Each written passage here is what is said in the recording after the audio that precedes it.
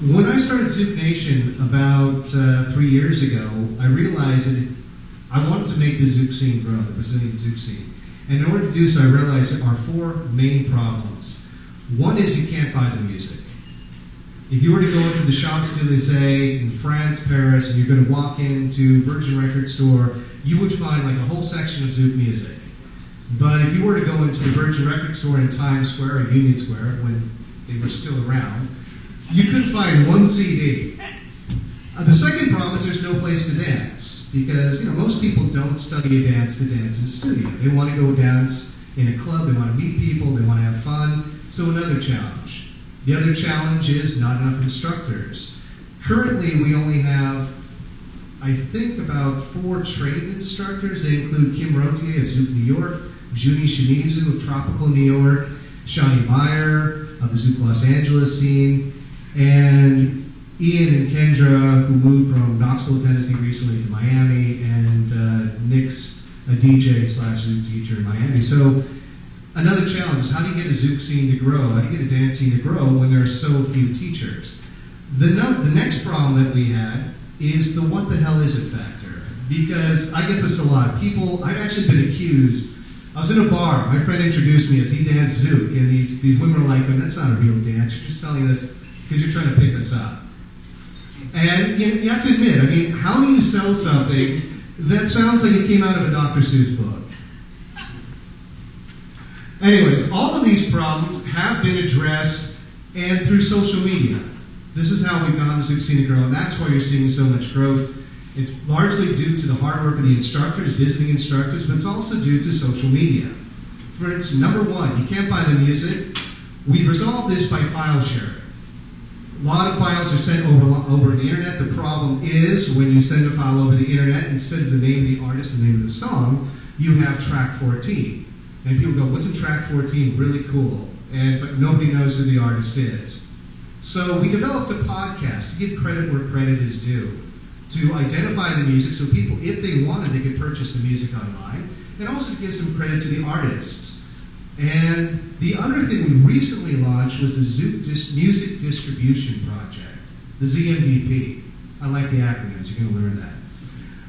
The Zouk Music Distribution Project, basically I wrote a proposal, I sent it to recording artists all over the world.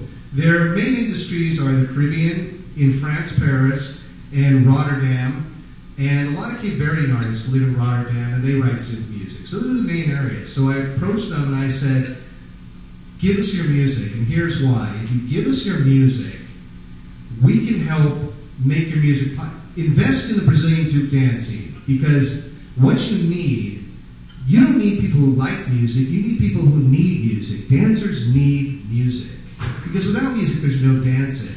And I said, if you invest in the Brazilian Zouk dance scene, then eventually it will be able to set it up so you can set yourself on a tour that will hit all these communities, and we can watch it grow.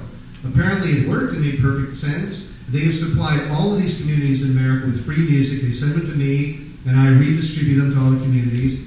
And the only requirement is you do not copy the music. You do not sell it for monetary gain, and if anybody asks you who's that artist, who's that song, you tell them where they can purchase the music online. And it's been a great relationship, and it's worked a lot. It's all through social media, contacting them, the interaction. As far as there's no place to dance, it's a matter of building relationships with different venues around town. For a minute, I just want to thank the people of Drum, because they gave this incredible venue for us to have this meeting. And if you haven't been to Drum, you should come here. They have wonderful music, not just Zouk, but all sorts of music all throughout the week. And you can check them out on their website. Anyways, building relationships with venues has become very important. Basically, we work with the venues, and we show them how to use social media in order to improve their businesses. So it's kind of an exchange. You help us, we'll help you. Not enough instructors. This is where YouTube has been invaluable, because if there aren't any instructors, I'm looking at you. Hi. We're going to talk more about this. If there aren't any instructors, most of our students are learning by watching videos on YouTube.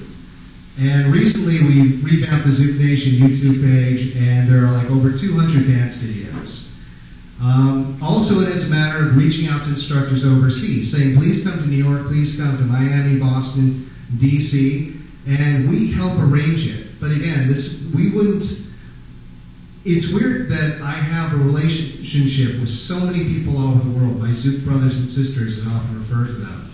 And I've never actually met them.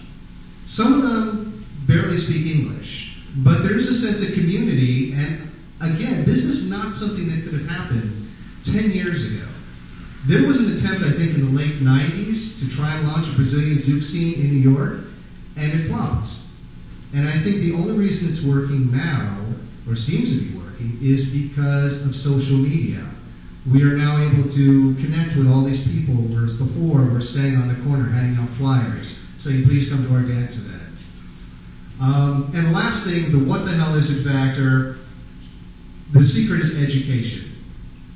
If you have a website, I'm sure all of you know, if you want to improve the numbers on your website, it's content. Adding content. So we built a blog, we have articles, we have interviews with different instructors, different artists. We we inform people about the articles by using social media tools like Dig, or Tumblr, or StumbleUpon. We also have built directories too. We have directories for the artists, the Zouk Artist Directory, the ZAD, the Zouk Instructor Directory, so you can look up anywhere in the world and find a class or an instructor near you. And we're about to launch the Zouk DJ Directory because I don't have enough to do. And the other thing that we've used to connect with people is Facebook and Twitter. And it more or less boils down to, if you put the information out there, people come looking for you. When I started the Facebook page about, I think, like just less than a year ago, we had less than 100 people on it. And this year, it mushroomed up to about 1,450 people, and it's still growing. So that's encouraging. As far as other results have been very encouraging, the Zouk Nation website went to a few hundred hits a month, to now we get average somewhere between 1,700 to 1,800 a month, for a total last year of 16,854 visits, 44,089 page views, and we are being viewed on 145 countries around the world. So we've got somebody's attention.